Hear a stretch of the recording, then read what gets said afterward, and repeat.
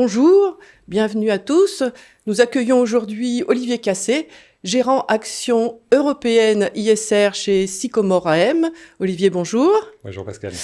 Olivier va nous présenter le fonds GIS SRI Aging Population, dédié au vieillissement de la population. Alors Olivier, est-ce que vous pouvez nous expliquer pourquoi avoir choisi cette thématique et quel est l'historique de ce fonds ? Oui, alors ce fonds a été lancé il y a un peu plus de 5 ans maintenant, fin 2015, à l'initiative de Generali Investment, avec l'idée d'offrir à ses clients un véhicule d'investissement sur la thématique du vieillissement de la population. Donc depuis 2015, on a structuré le portefeuille sur 3 grands piliers d'investissement, que sont la santé, l'épargne retraite et la consommation au sens large, au sens où on sait les seniors ont des habitudes ou des contraintes de consommation qui peuvent différer de la moyenne de la population. Et dès 2015, on a vraiment combiné cette approche thématique sur le vieillissement de la population avec une approche ISR. On était assez pionnier par rapport à ça, et au final, ça a assez bien marché, aussi bien en termes de performance. C'est vrai que sur la période, on a surperformé les grands indices généralistes européens. Et également, on est assez fiers d'être suivis par un bon nombre de clients avec une collecte de plus de 500 millions d'euros sur la période. Oui, c'est un thème qui est assez en vogue depuis pas mal de temps. Alors, j'ai l'impression que vous avez un peu changé d'orientation quand même au mois de mars dernier. Est-ce que vous pouvez nous expliquer exactement. Alors, changement ? C'est également lié à notre transfert chez Sycomore Asset Management, qui est une boutique de la plateforme de Generali Investment.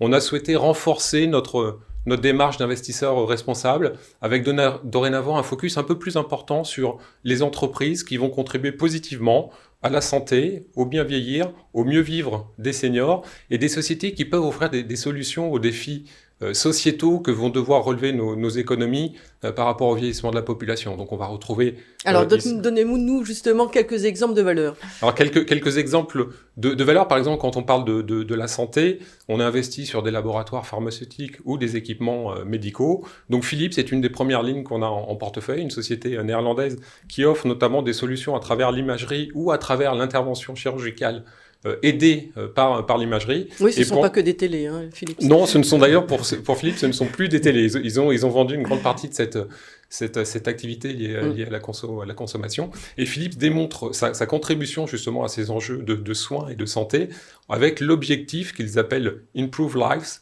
l'objectif d'aider 2,5 milliards de personnes d'ici 2030.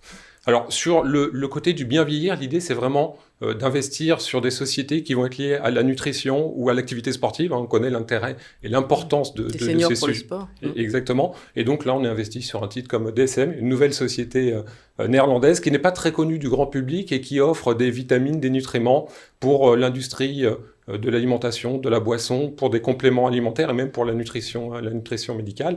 Et c'est un dossier qui a eu une forte croissance, même l'année dernière, avec une croissance quasiment à 2 chiffres sur ces activités-là.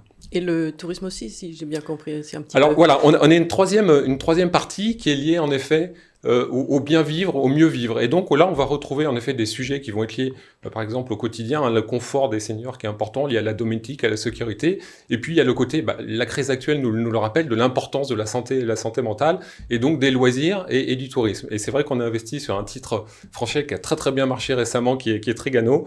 Qui continue de bien marcher. Et qui continue de bien marcher. On a retrouvé les plus hauts historiques sur le cours boursier, mais également en termes d'activité. Et c'est vrai qu'aujourd'hui, les seniors, ou même des gens un peu moins âgés, sont protégés, sont un peu dans une bulle dans leur camping-car, et c'est un mode de voyage et de tourisme qui est vraiment plébiscité dans l'état actuel des choses.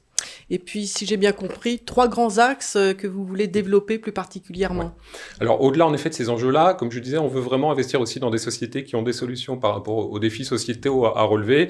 Et là, on va retrouver des sujets comme la gestion de la dépendance. Donc là, on va être investi sur des sociétés, notamment françaises, liées aux maisons de retraite ou aux services à domicile pour les seniors. On va retrouver tout ce qui est également innovation médicale, qui est un sujet important. Donc, notamment la première ligne qu'on a en portefeuille, c'est Merck KG, la société allemande, qui, à travers son activité de life science, propose l'ensemble des instruments et des solutions pour la recherche médicale. Alors, on a en tête des instruments très simples, un peu comme quand on était en classe au collège du tube ASM, et ça va jusqu'à des solutions un petit peu plus innovantes de filtration, de purification, de culture des cellules.